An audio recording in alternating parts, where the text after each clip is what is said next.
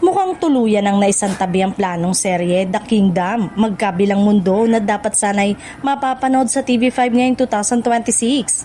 Ayon sa Showbiz Insider na si OG Diaz sa kanyang vlog na Showbiz Update, kinapos umano sa budget ang proyekto kaya ito tuluyang na-shelve.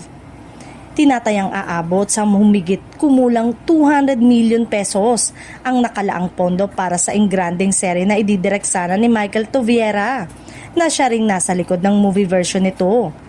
Dahil sa laki ng production cost, hindi na raw kinaya ng pamunuan na ituloy pa ang proyekto sa gitna ng mas mahigpit na pagtitipid. May mga usap-usapan ding naghihigpit ngayon sa gastusin ng network bunsod ng malalaking inilabas na puhunan noong nakaraang taon na hindi umano agad nabawi.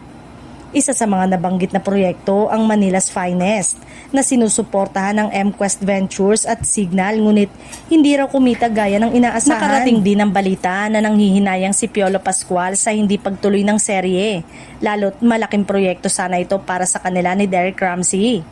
Inaasahan pa naman ng kanilang fans ang matinding tambalan at world-class production value na ihahandog sana ng proyekto. Iba ang naging kapalaran ng pelikulang The Kingdom noong 2024 na pinagbidahan ni Vic Soto at Piolo na nagkaroon ng magandang takbo sa takilya sa panahong yon.